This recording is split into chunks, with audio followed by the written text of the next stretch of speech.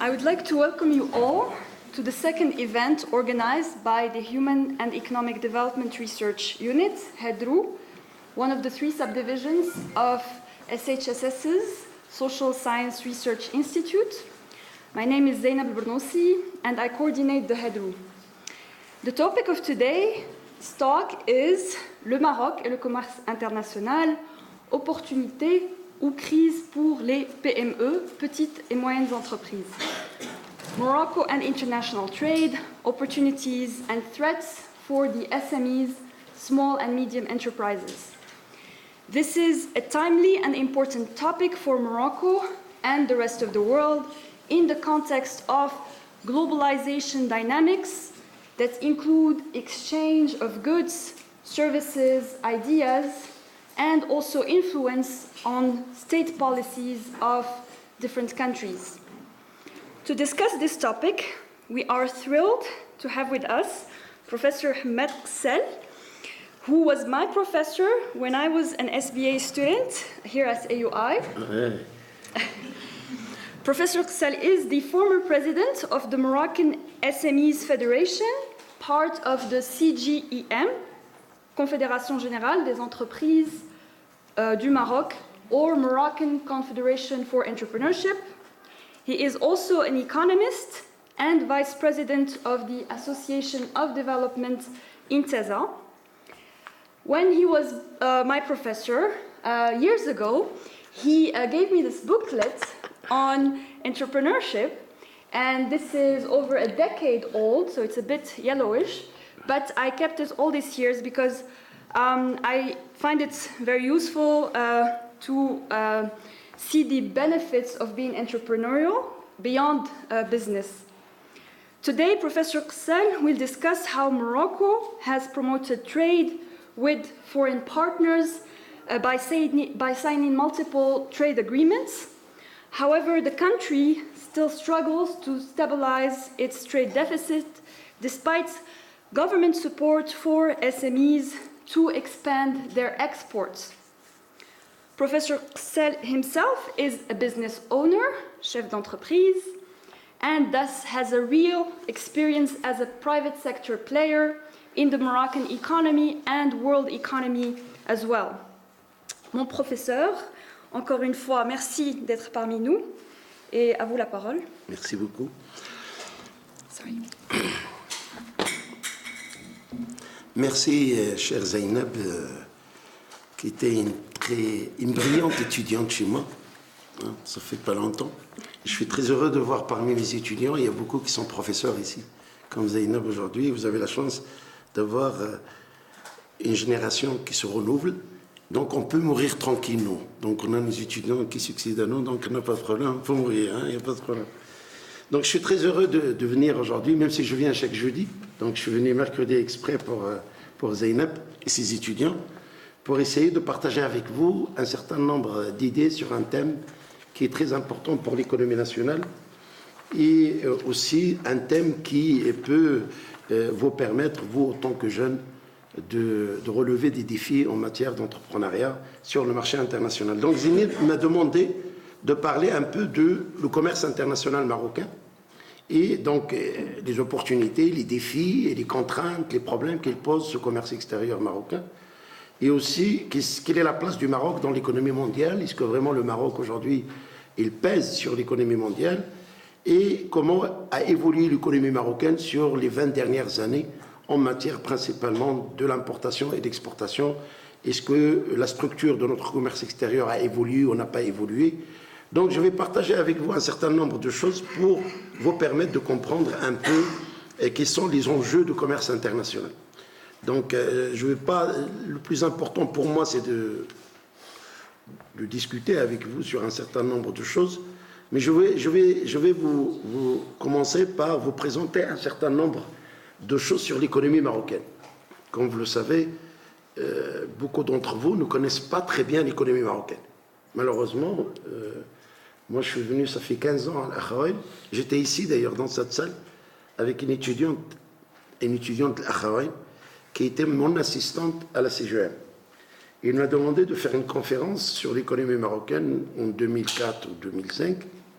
Et quand je suis venu ici, j'ai vu que les étudiants ne connaissaient pas l'économie marocaine. Ils connaissaient l'économie peut-être à l'américaine, mais ils ne connaissaient pas l'économie d'Azro, ce qui se passe à Azro.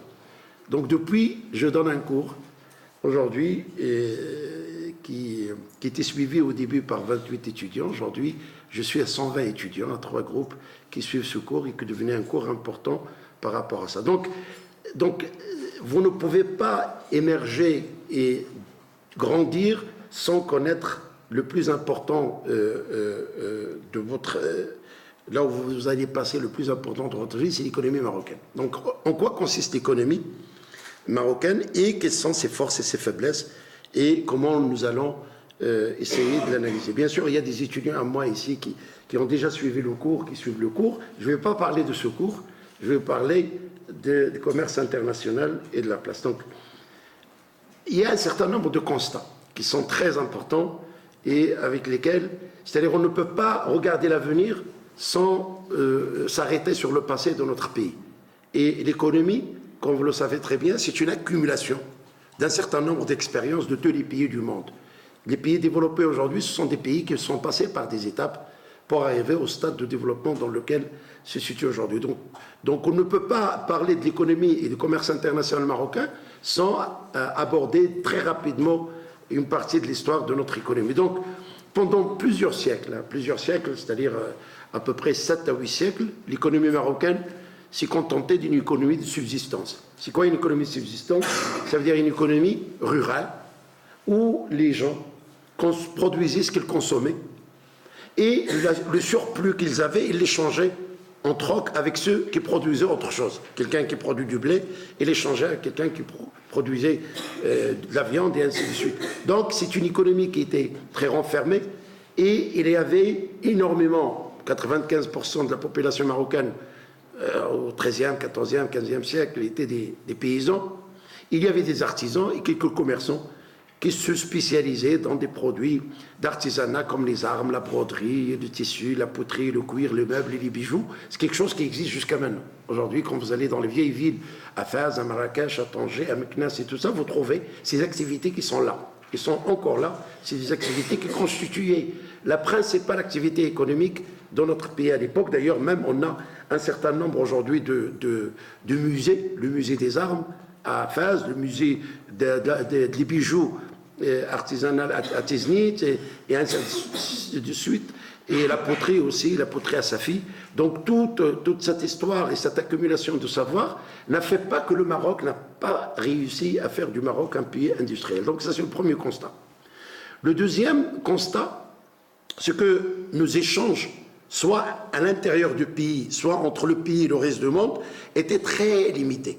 À l'intérieur du pays, les échanges étaient limités parce qu'il n'y avait pas de route. Il n'y avait pas de route, il n'y avait pas d'autoroute. Le Maroc n'avait ni route, ni autoroute, ni port, ni rien du tout.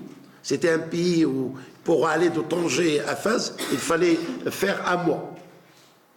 Aujourd'hui, vous avez l'autoroute, vous pouvez aller déjeuner à Tanger et dîner à Fès.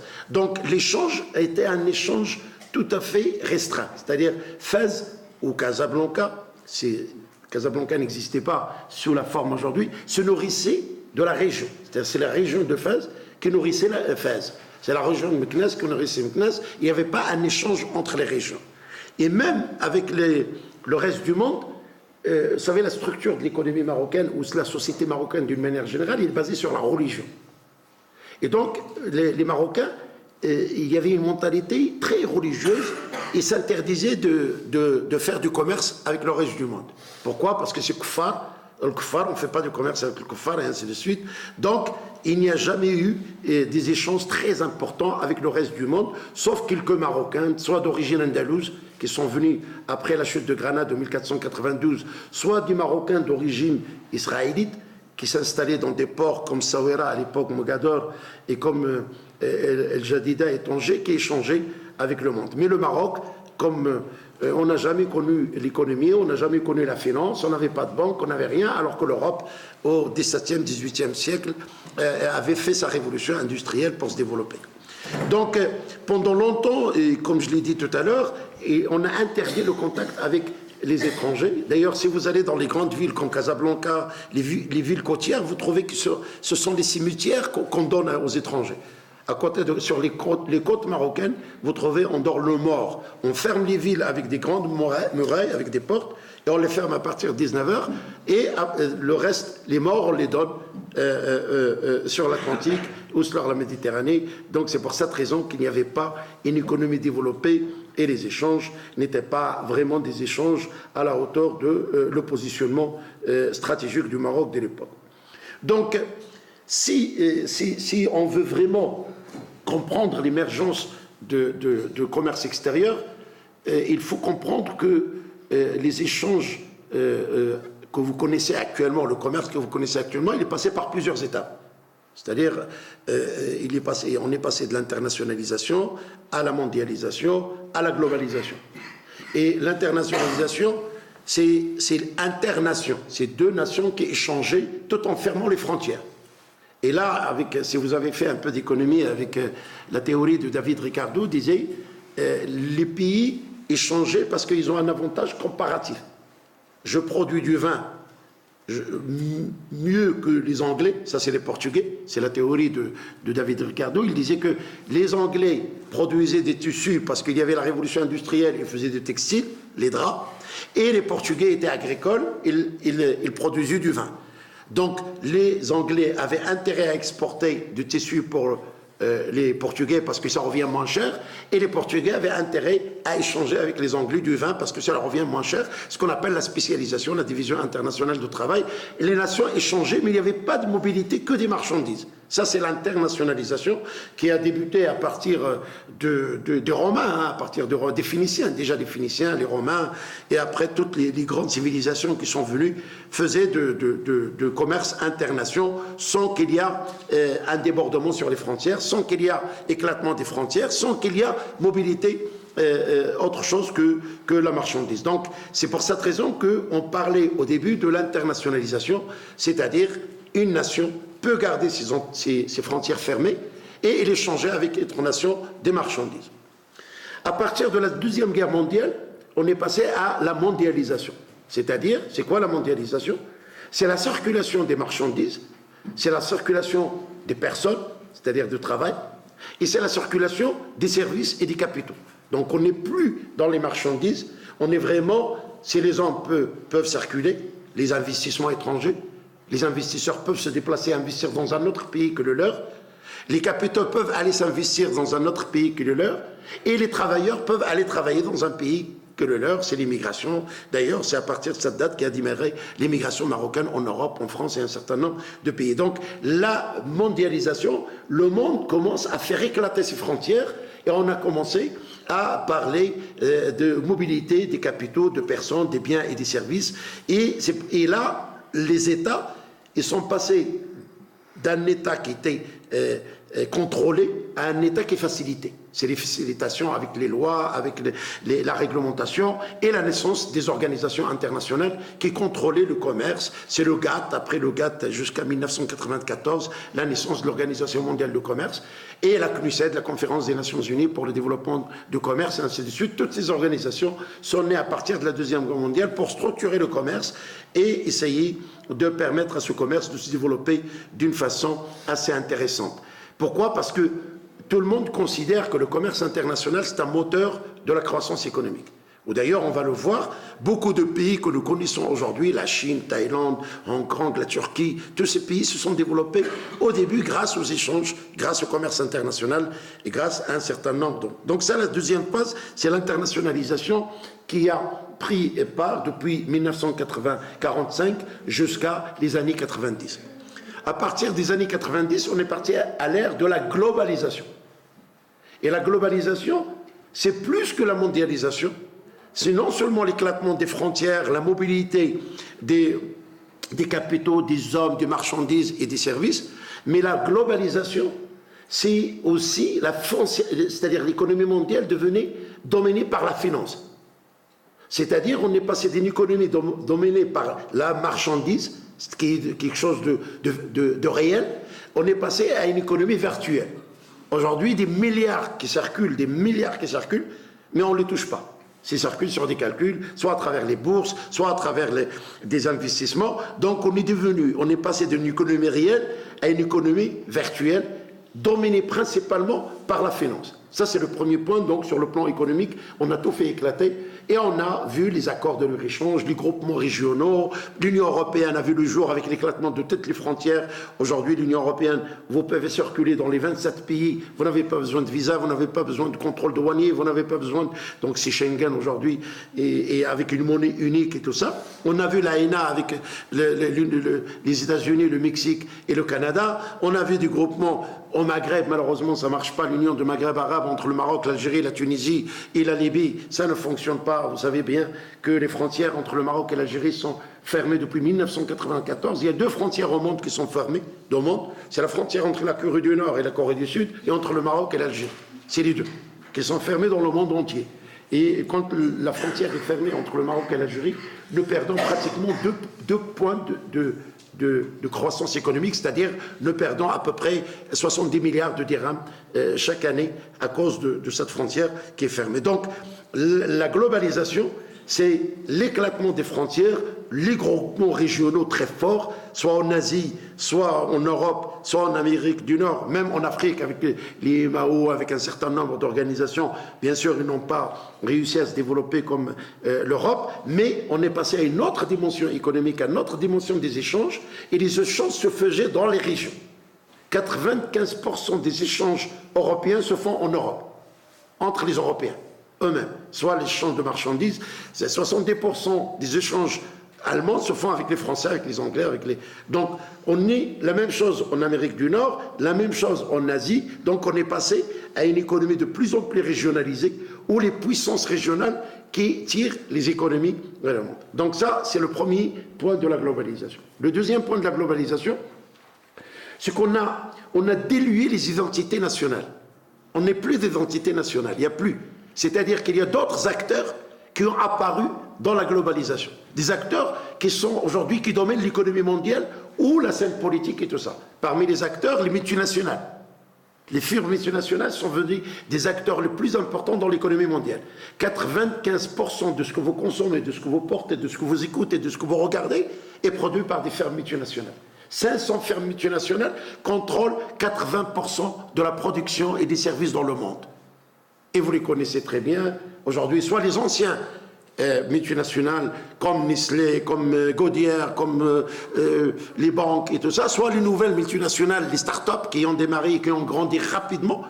C'est Google, c'est Facebook, c'est Amazon, c'est ce qu'on appelle les nouvelles multinationales qui sont développées rapidement parce qu'ils étaient des start-up, alors que les autres, ils ont pris 30, 40 ans, 50 ans pour se développer. Donc, le deuxième élément, c'est qu'il y a de nouveaux acteurs qui apparaissent sur... Les États sont déliés. L'État n'a plus de poids vis-à-vis d'une multinationale. Il y a des multinationales qui peuvent renverser des pouvoirs politiques, qui peuvent interdire des élections, peuvent faire des révolutions dans des pays, et donc la puissance.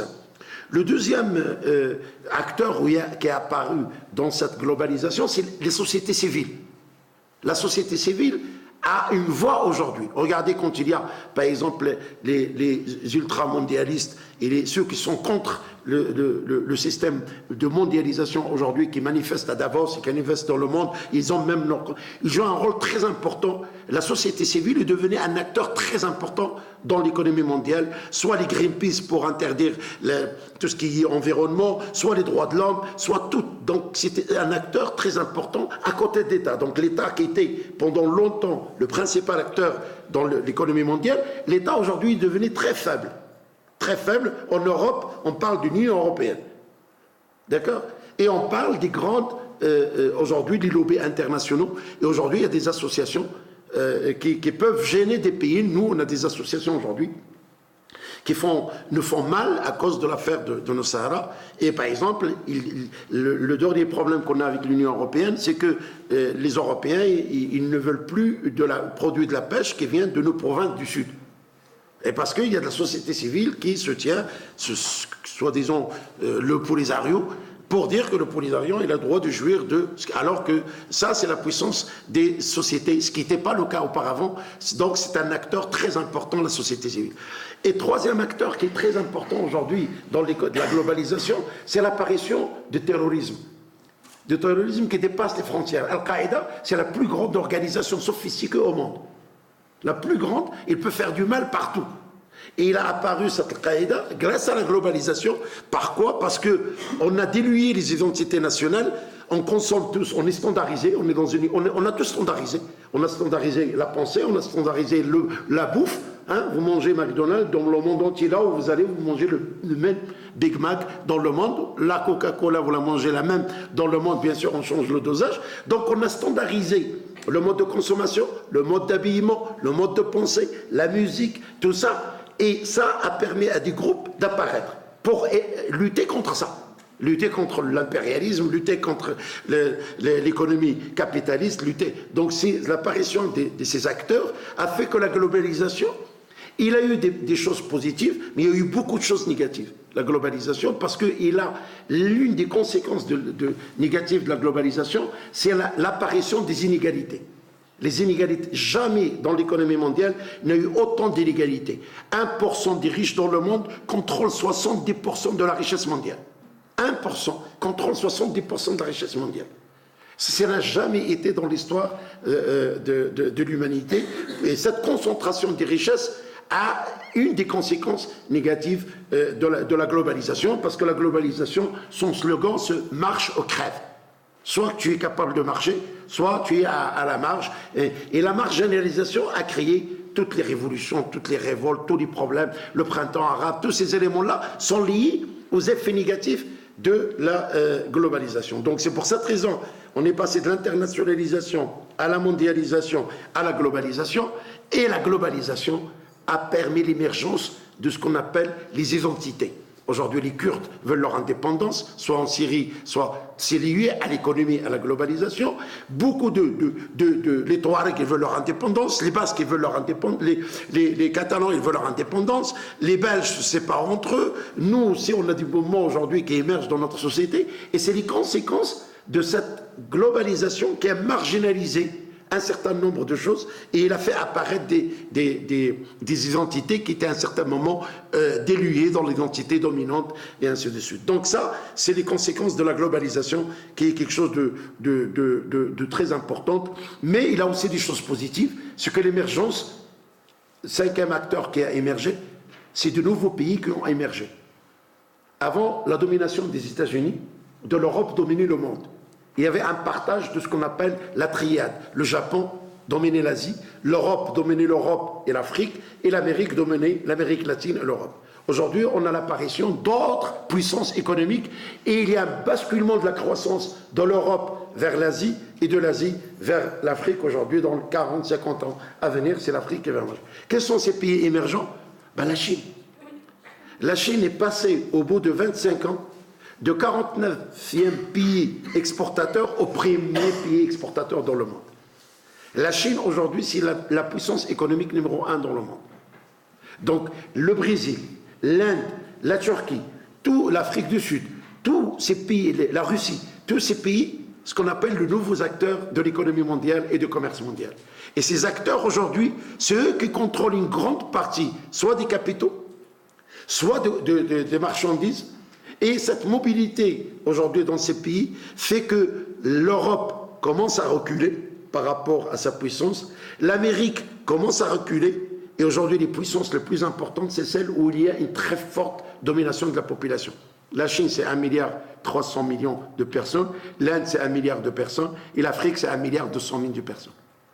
Quand on était étudiant dans les années 80 dans les universités françaises, nos profs nous disaient que l'une des causes de ce développement, nous les pays, c'était la population énorme, et c'était le culturel, la religion et tout, qui était. Aujourd'hui, les pays les plus puissants, ceux qui ont une population la plus importante. Parce qu'aujourd'hui, c'est les pays qui consomment le plus, c'est les pays qui attirent le plus d'investisseurs, et les gens vont aller vers les marchés. Aujourd'hui, la Chine, en Chine, il y a 60 millions de millionnaires en Chine. En 25 ans, la Chine a fait sortir 500 millions de Chinois de la pauvreté vers la prospérité.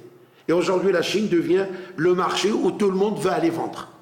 Parce que même le pouvoir d'achat des Chinois est devenu très important avec l'industrialisation et tout ça. Et la Chine, c'est un pays qui s'est développé grâce au commerce extérieur, grâce au commerce international, en inondant le monde par des petits produits à bas prix, où tout le monde pouvait accéder à des produits à bas prix. Mais après, ils ont remonté, c'est grâce à ce commerce international que la Chine a eu un matelas énorme de devises chez elle. 45% de l'épargne mondiale en devises, elle est chez les Chinois. Et 40% des bons de trésor américains sont chez les Chinois. Donc aujourd'hui, les Chinois sont devenus une puissance économique internationale. Et quand ils ont inondé le monde, ils ont un matelas de devises important, ils sont revenus au marché intérieur. Et le marché intérieur est devenu consommateur de luxe. Aujourd'hui, toutes les grandes marques de luxe, aujourd'hui, si vous allez chez Ferrari, il a un carnet de commandes jusqu'à 2035 uniquement pour les Chinois. Il a fait jusqu'à 2035. Et là, donc ça, c'est quelque chose qui fait qu'il y a des bienfaits et l'émergence de ces pays qui se sont développés, comme je l'ai dit, dans les années 2000, à partir des années 90. On avait ce qu'on appelle les 4 pays d'Asie du Sud-Est dans les années 80, qui sont devenus ce qu'on appelait les dragons, c'est-à-dire Hong Kong, Taïwan, Singapour et la Corée du Sud. La Corée du Sud aujourd'hui, c'est la 5e puissance économique mondiale. En 1964, on était plus riche que la Corée du Sud, au Maroc. On était plus riche en termes de PIB par habitant et de revenus par tête d'habitant. Regardez aujourd'hui la Corée, le Taïwan, la Chine, et ainsi de suite, tous les pays émergents. Et la Chine, donc, à partir des années 90, elle est passée de 25e place aujourd'hui à la première place, l'Inde, le Brésil et tous ces pays aujourd'hui qui constituent les principaux acteurs de l'économie mondiale. Donc ça aussi, comme je l'ai dit au début, ce qui a entraîné le regroupement régional et le commerce interrégional. 70% des exportations européennes se font entre l'Europe, 95% des investissements se font entre eux. Maintenant, venons à la carte du Maroc, parce que ce qui nous intéresse aujourd'hui, donc j'ai donné cette introduction pour vous permettre de comprendre que le commerce est un moteur de développement à condition d'avoir une industrie derrière.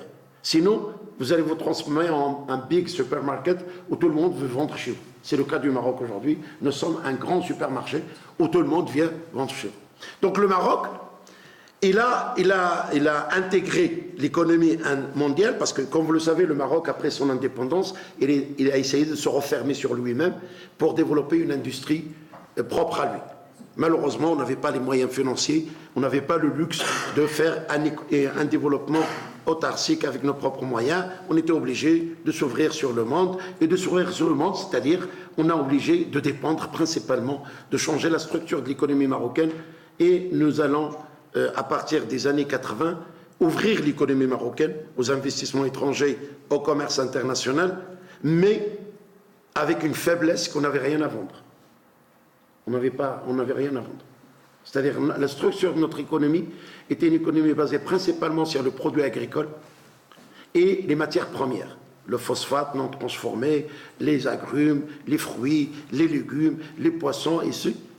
Et on était obligé d'importer l'énergie, et on importait les matériaux, et importer parfois même de quoi nourrir la population, le blé qu'on continue à l'importer jusqu'à aujourd'hui. Donc ça, le Maroc, il était contraint à partir des années 80 avec le programme d'ajustement structurel parce qu'on avait une crise énorme à partir de 83.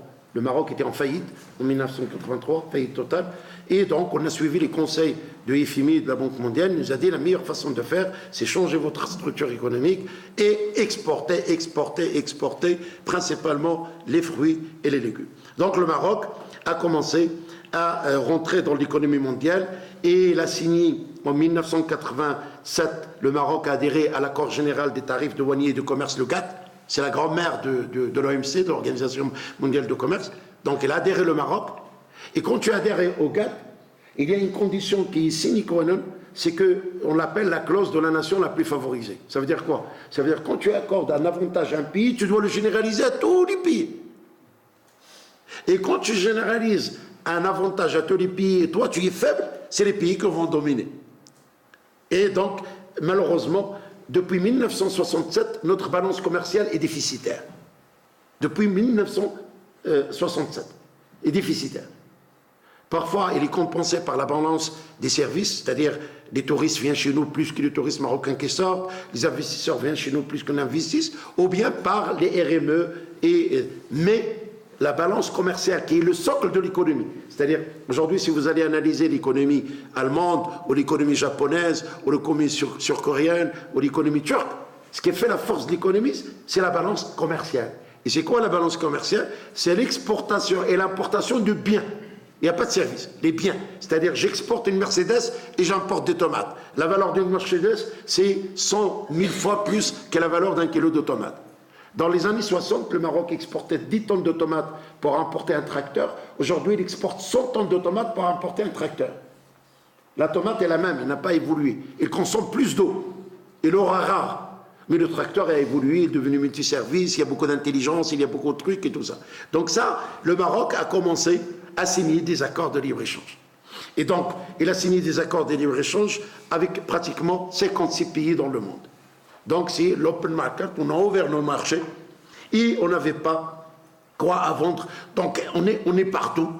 Et c'est ça ce qui fait, regardez cette carte du Maroc aujourd'hui. Le Maroc, il a 55 accords de libre-échange avec des pays. Il a 23 pays avec lesquels il y a des accords préférentiels. La différence entre un accord de libre-échange et un accord préférentiel, l'accord de libre-échange, il y a la réciprocité. Je vous exonérerai un produit à l'export, vous exonérez un produit à l'import. L'accord préférentiel, c'est des pays qui nous accordent des faveurs à nous, les Marocains, pour un certain nombre d'articles et de produits. Par exemple, tous les produits d'artisanat marocain peuvent aller au Japon, en Nouvelle-Zélande, en Australie, sans droit de douane. Un tapis marocain peut y aller sans droit de douane. Mais on n'est pas obligé de faire la même chose pour les Japonais. Donc regardez ces accords de libre-échange, et vous allez voir les chiffres tout à l'heure, parce que Zineb m'a dit de donner des chiffres, vous allez voir tout à l'heure les chiffres qui font peur. C'est-à-dire, on a, regardez aujourd'hui, on est pratiquement avec le monde entier. On est un accord de libre-échange avec l'Union européenne.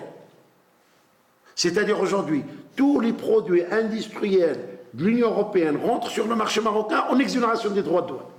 Tous. Et même, on est en train de le finaliser.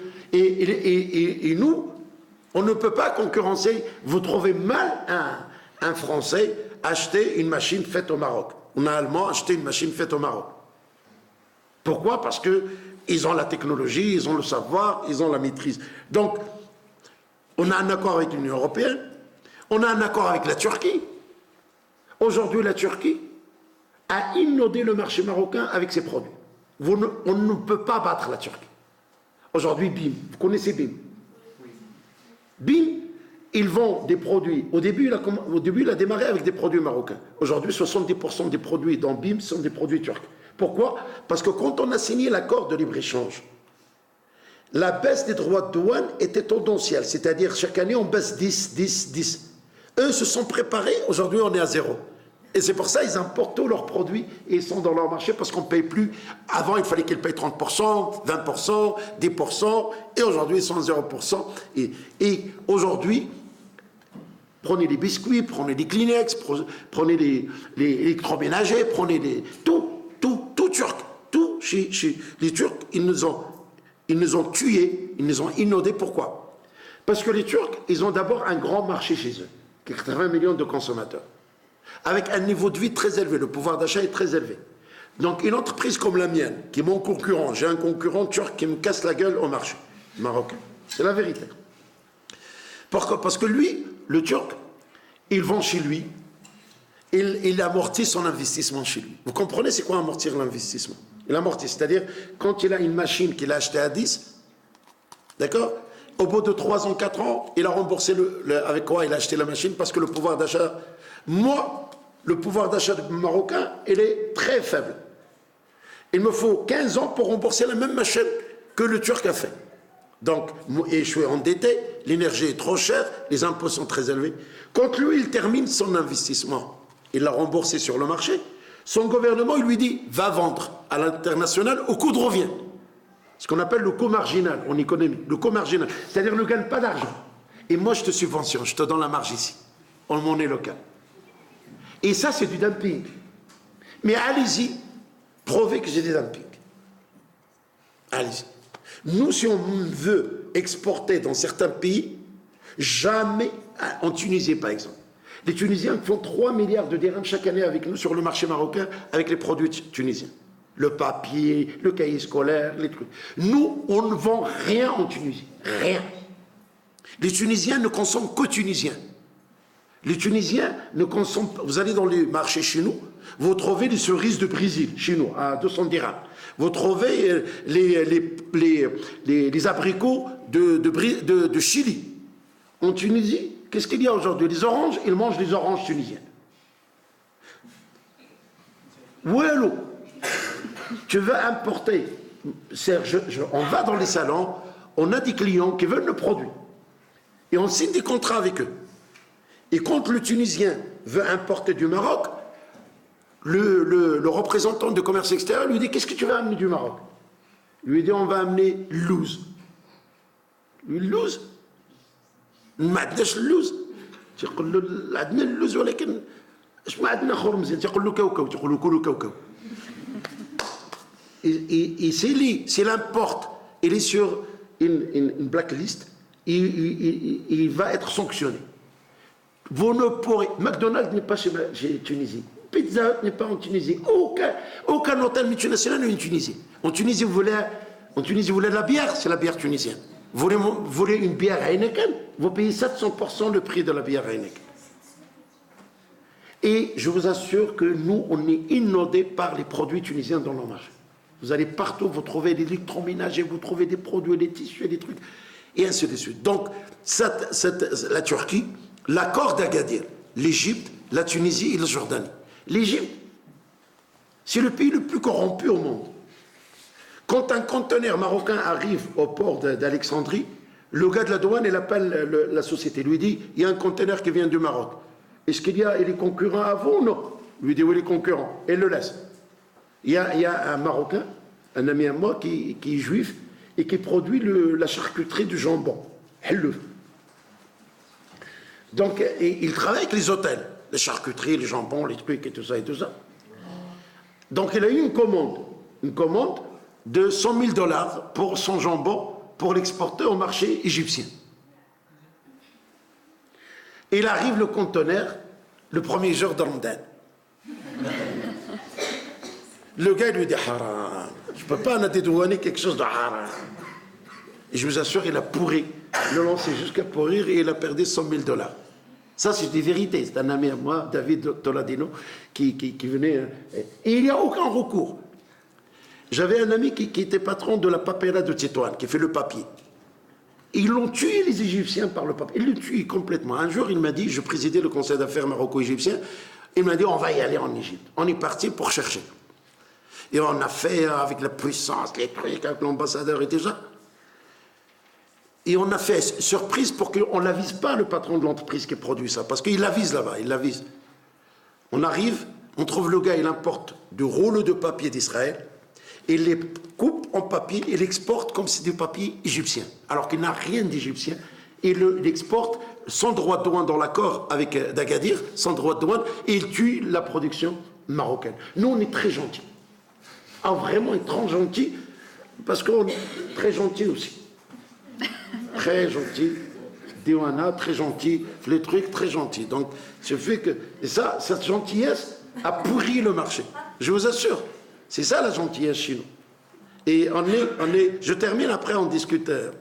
Il y a l'accord, là aussi, là regardez un accord, ce qu'on appelle le grand marché libre arabe. On a tout, la Bahreïn, Jordanie, Libye, Palestine, Soudan, Émirats Unis, tout ça. On n'exporte rien à ces pays. Parce qu'on n'est pas compétitif. Parce qu'au niveau des normes, parce qu'au niveau des... les hommes d'affaires ne parlent pas l'arabe ou l'anglais. Ils parlent français à Bahreïn. Qu'est-ce qu'ils parlent, le Bahrani? Ils ne parlent pas français.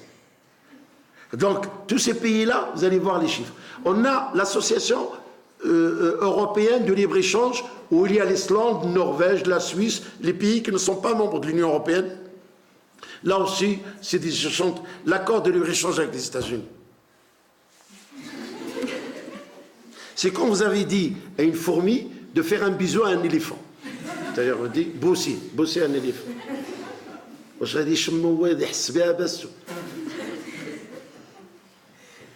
Là, on n'arrive pas, on arrive à exporter quelques roses, quelques chouettes, nana, et tout ça. On exporte un petit peu vers les États-Unis. Vous allez voir tout à l'heure les chiffres qu'on va donner. L'Union du Maghreb arabe, il n'y a pas. Il n'y a rien. C'est-à-dire, si on veut, les Algériens achètent le pastèque marocain de Marseille. C'est-à-dire, on exporte le pastèque à Marseille et ils achètent de Marseille. Alors qu'il y a 700 millions de dirhams qui se perdent chaque année dans le contrebande entre Oujda et l'Algérie. Et on a aussi des accords préférentiels avec la République des Guinées, le Tchad, l'Algérie, la Libye, la Mauritanie et tous ces pays. Donc regardez, c'est la carte aujourd'hui du Maroc, c'est-à-dire le Maroc. Ces cartes nous donnent les chiffres suivants. Les chiffres.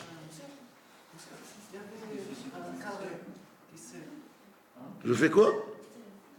Il y avait un point sur le Yémen. Faire le point sur le Yémen. Le carré, c'est... اليمن ماله اليمن عايش غير العرب مسكين اش عنده. Donc là, l'aggravation du commerce extérieur marocain. J'ai tenu à vous donner les derniers chiffres que je peux avoir. Le déficit commercial en millions de dirhams, c'est-à-dire les exportations moins les importations.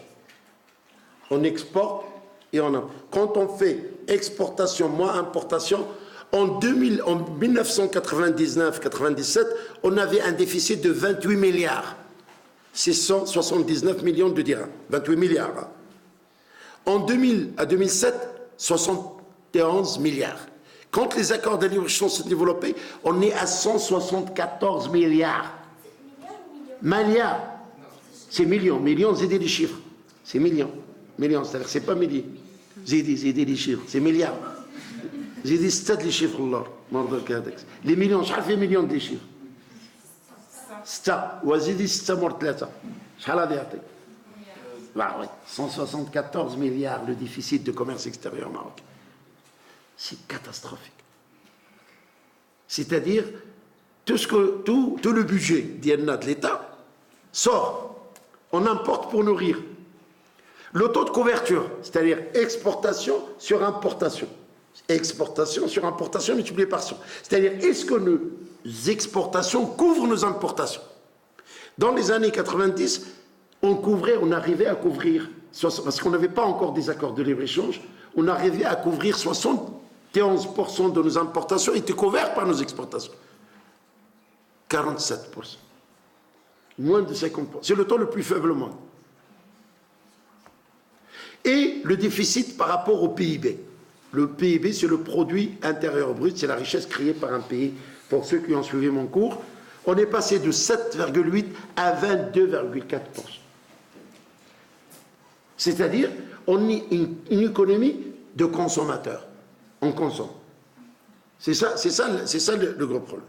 Maintenant, si on analyse le déficit avec les pays que nous avons signé des accords de libre-échange, c'est-à-dire ce que nous exportons et ce que nous importons de ces pays et la différence. Regardez avec l'Union européenne.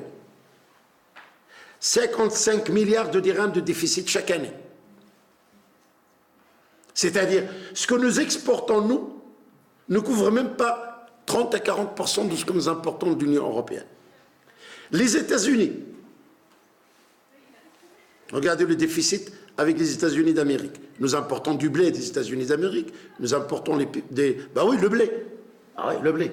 Le Maroc importe chaque année des millions de tonnes de blé pour nourrir sa population. On ne produit pas du blé au Maroc.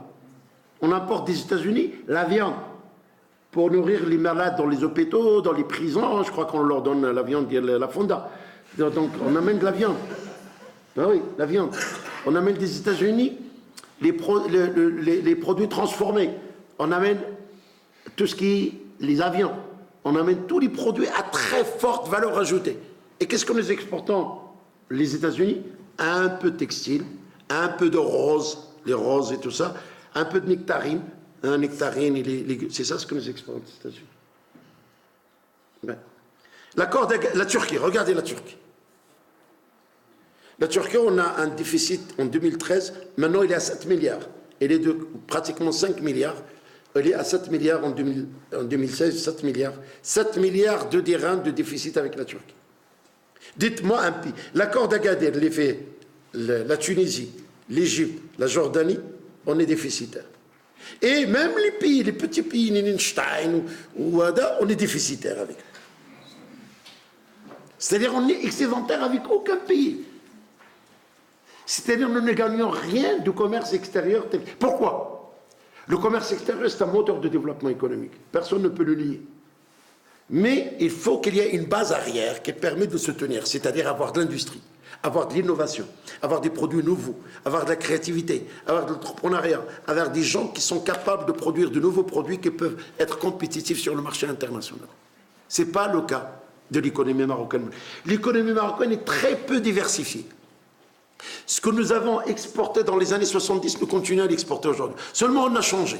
Dans les années 70-80, on exportait du textile. Le 1/3 de nos exportations textiles. Aujourd'hui, on exporte quoi? Des câbles électriques. Des voitures montées. Des voitures montées. C'est-à-dire, on ne fabrique pas des voitures au Maroc. Hein. Le montage, c'est-à-dire le taux d'intégration de la voiture, la Logan là, que vous voyez circuler, ou la Dacia, il est de 32%. C'est-à-dire, si on vend la Logan à 10 000 €, il n'y a que 3 000 € qui revient au Maroc. Pourquoi? Parce qu'il y a les avantages qu'on donne par rapport à ça. C'est-à-dire, pour essayer de rétablir un peu, rééquilibrer le commerce international, le gouvernement, à partir des années 2000, il a lancé ce qu'on appelle les plans structurels ou ce qu'on appelle les plans sectoriels, pour essayer d'améliorer, de remonter la gamme, de produire de nouveaux produits et faire. On a l'industrie et l'artisanat, avec le plan émergence 1, émergence 2 et le plan d'accélération industrielle, dans lequel il y a le nouveau métier du Maroc, ou les marchés, ce qu'on appelle les métiers mondiaux du Maroc, l'automobile, l'offshoring, l'aéronautique, le textile, l'agroalimentaire, tous ces produits pour essayer de remonter la gamme. L'artisanat aussi, c'est le projet, la vision 2015 de l'artisanat, maintenant on est à la vision de 2025. L'agriculture avec Maroc vert, pour essayer de pousser les gens à aller produire des produits à forte valeur ajoutée et tout ça, et la pêche avec le halieutice pour la valorisation des produits, d'exporter la sardine à l'état brut, on la transforme.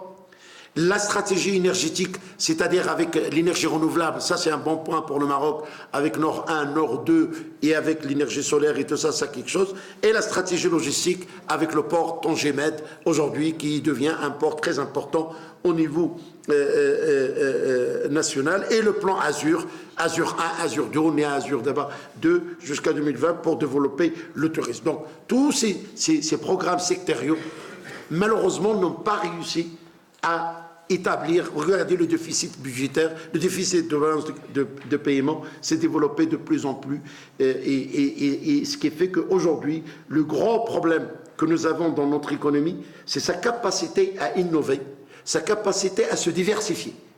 Or, nous, aujourd'hui, on n'a pas des marques marocaines qui peuvent dominer le monde. La Corée du Sud, il a développé des marques grâce à la délocalisation de Toyota. Elle a créé Hyundai, elle a créé Kia, aujourd'hui qui sont dans le monde.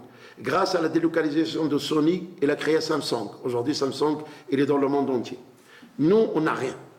Même au niveau de la sardine, parce qu'on est numéro 1 mondial de la sardine, nous travaillons sur des marques étrangères. On n'a pas des marques propres marocaines qu'on a réussi à développer. Pourquoi? Parce que c'est lié à l'histoire du Maroc. Le Maroc, c'est un pays pratiquement de commerçants et pas d'industriels, des hommes d'affaires et pas d'entrepreneurs. Et toute la structure de l'économie marocaine fait que le Marocain ne prend pas de risques dans l'industrie.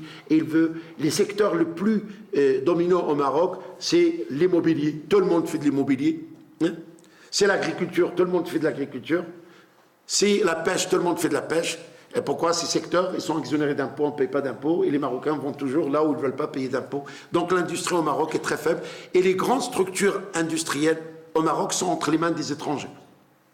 Vous prenez aujourd'hui les multinationales qui dominent dans le domaine des médicaments, dans le domaine de l'automobile, dans le domaine de l'aéronautique. Et même, on a vendu les fleurons de l'industrie marocaine. Si vous avez suivi cette semaine, Moulay Hafid Al-Alami a vendu Saham à un Sud-Africain à 10 milliards pratiquement de dirhams. C'est un fleuron de services marocains, on l'a vendu. On a vendu la centrale laitière à Danone, on a vendu la Cosumar qui fait le sucre aux Singapouriens, on a vendu, comment il s'appelle, le Sieur à le Sieur, on a vendu donc toutes les grandes sociétés qui faisaient l'effort du Maroc et sont entre les mains des étrangers aujourd'hui. Et l'étranger, lui, il ne vient pas pour développer les pays, il vient pour profiter au maximum. C'est bien d'avoir des investisseurs étrangers, c'est très important. Mais il faut les orienter là où il y a une stratégie industrielle pour qu'ils puissent produire des produits à forte valeur ajoutée. Vous savez, plus de 90% de nos produits que nous exportons ne contiennent pas du savoir. C'est-à-dire, le savoir, c'est quoi? La recherche et développement. Le brevet. Un brevet. C'est-à-dire, nous n'exportons pas des produits où il y a un brevet marocain. Un brevet, une innovation marocaine. Il n'y a pas. Donc, tous les produits que nous exportons sont des produits à très faible valeur ajoutée. Et regardez ce dernier chiffre pour ne pas tarder. Dans les années 60, le Maroc comptait 38 000 entreprises exportatrices. 38 000. Aujourd'hui, il y a 5 000 entreprises exportatrices, dont seulement 500 sont régulières. Le reste, elle exporte chouïa, un peu, un jour, il exporte un peu de zitargan, il exporte chouïa ديال amlo, il sait toi جوج ربيه وشي ثلاثه طواجن ويوقف et ainsi de suite. Donc, et il y a combien d'importateurs? 17 000 importateurs.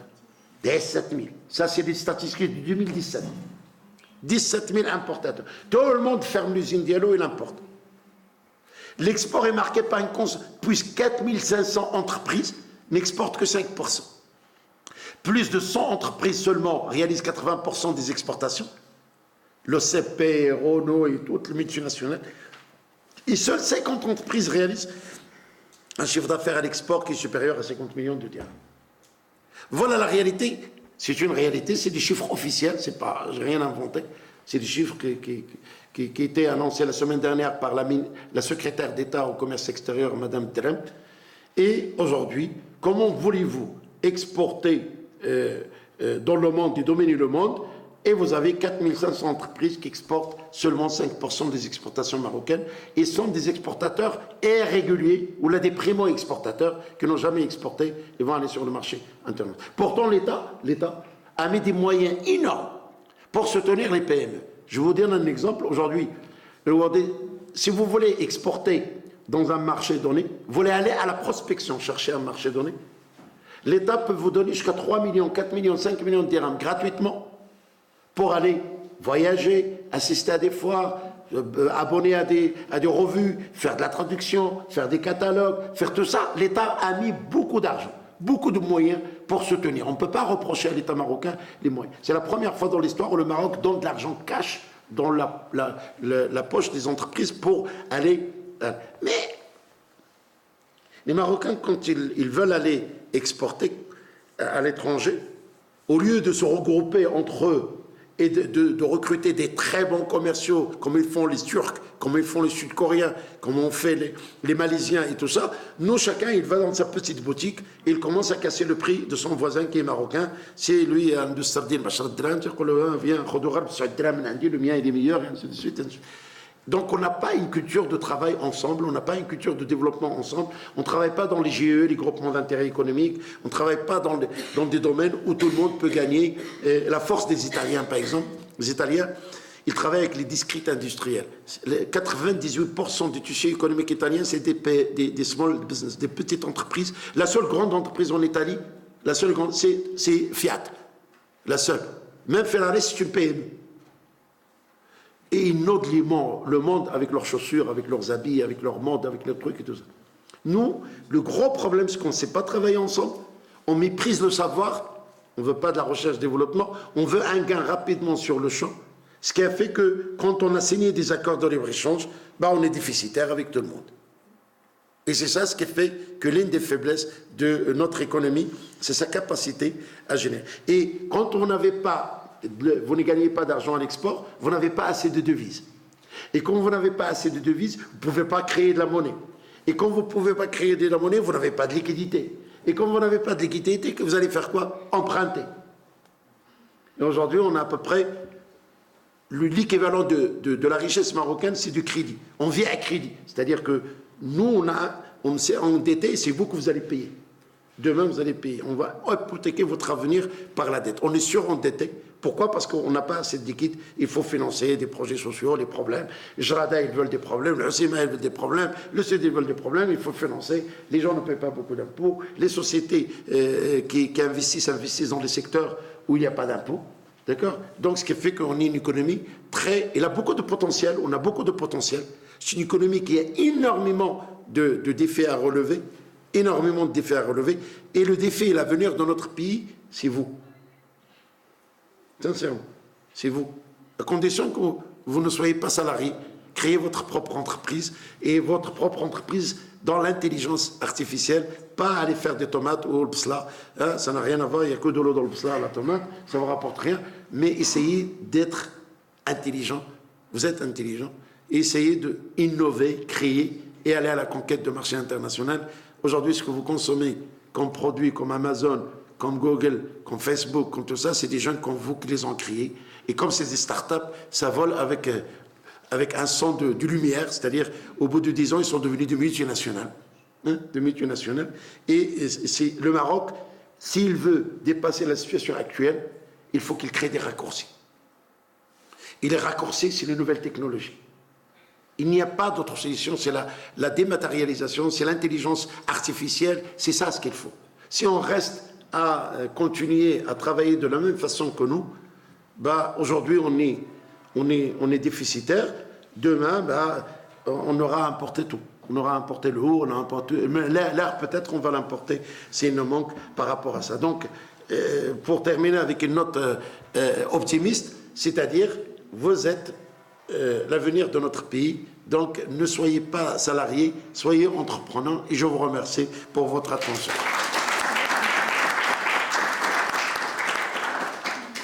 Je vous écoute. All right, so let's collect some questions from the audience. Yes. Tout d'abord, merci beaucoup pour votre présentation. J'ai deux questions. Oui. La première, je crois que beaucoup de personnes au Maroc croient que l'agriculture est probablement le plus grand secteur qu'on a, pourtant on attend la pluie. Et je crois que ça ne dépasse même pas 20% du PIB. Ça dépend des années, oui. Ça dépend des années. Est-ce que vous pouvez expliquer pourquoi? Oui. Pourquoi est-ce que les gens ont tendance à croire que l'agriculture est très importante? Ma deuxième question est, vous avez parlé du soutien de l'État. Est-ce que c'est un des facteurs qui peut expliquer la croissance économique qu'on a eue en 2017, qui a été, je crois, de 3,8 par rapport à 2016. Donc c'était vraiment un développement qu'on a vu. Est-ce que ce soutien peut expliquer cette croissance économique? Donc, par rapport à l'agriculture, le Maroc, c'est un pays rural, pas agricole. On n'est pas un pays agricole, parce que notre agriculture, depuis 12 siècles, il dépend pratiquement de la pluie. Quand ça pleut, donc l'agriculture ne représente que 14% de PIB. Et quand il pleut, il peut monter à 20%. Donc, le pays, le Maroc, il n'a pas d'autosuffisance alimentaire. Nous importons le sucre, nous importons le lait, nous importons le beurre, nous importons le blé, nous importons l'orge, nous importons les légumineuses, la desse, le hummus, le fol, les trucs et tout ça du Canada et d'ailleurs et d'ailleurs. Nous avons pratiquement aujourd'hui 60% de la population marocaine qui vit directement, indirectement de l'agriculture.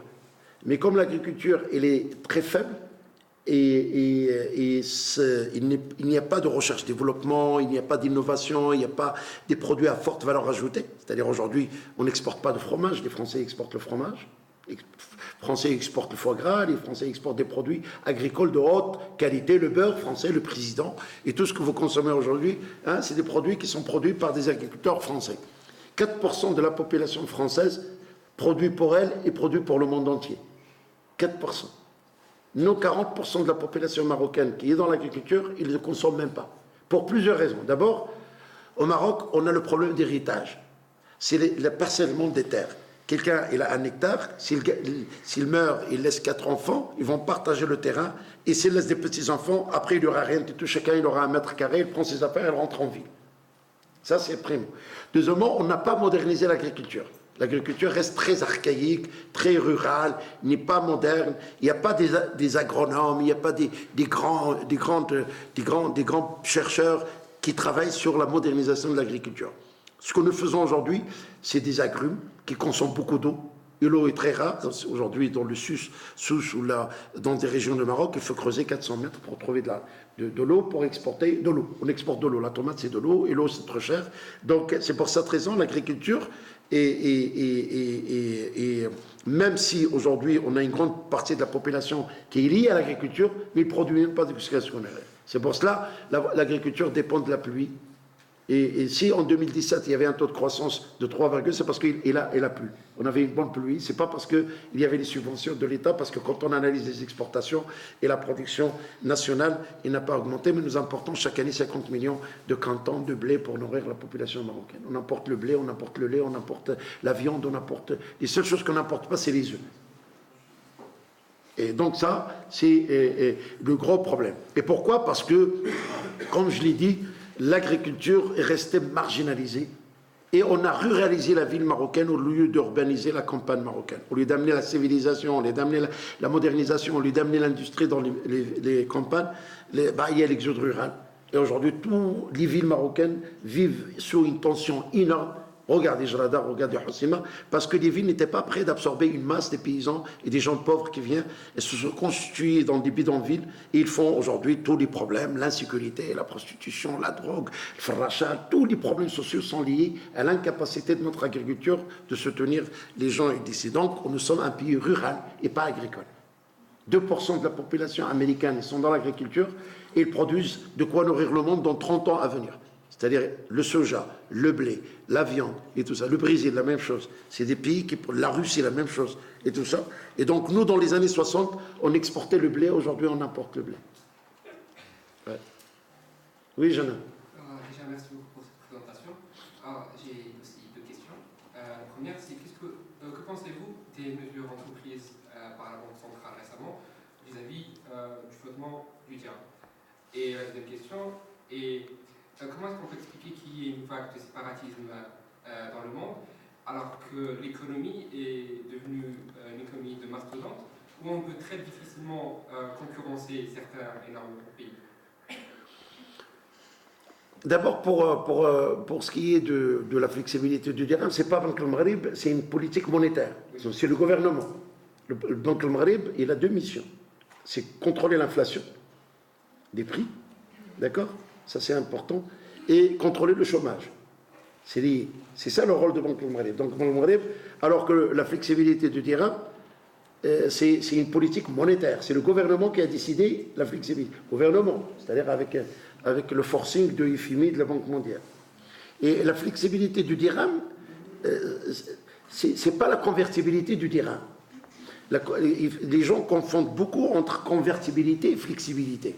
La flexibilité, le dirham, jusqu'à il y a un mois, en 1er janvier, il était fixé dans un panier où il y avait 2 monnaies, 60% de l'euro et 40% de dollars.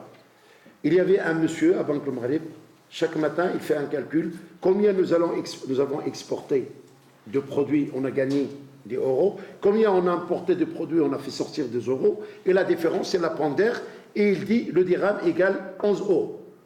La même chose pour le dollar. D'accord? Et il envoie ça, les banques, pour que les banques vous vendent les devises à comme ça et tout ça. Et tout. Maintenant, et il y avait une marge de manœuvre de 0,3%. C'est-à-dire, le dirham était là, il pouvait être flexible à 0,3 à la hausse et à 0,3. S'il dépasse ça, Banque al-Maghrib intervient. Il doit injecter de l'argent. Et parfois, il n'a pas d'argent.